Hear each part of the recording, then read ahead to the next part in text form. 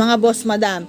Kaya sa mga may nanay tatay na may mga rayuma, sa mga may hindi makalakad dyan dahil sa mga gout, dahil sa mga masakit ang balakang, UTI, uric acid, mga boss madam, mga dialysis patients, pwede nyo po ito ipainom sa kanila. Sa mga nagda-dialysis po, kailangan po, kung may water restriction, sundin nyo po yung sinasabi sa inyo ng doktor at yung ating instruction dito, mga boss madam ha. Ayan.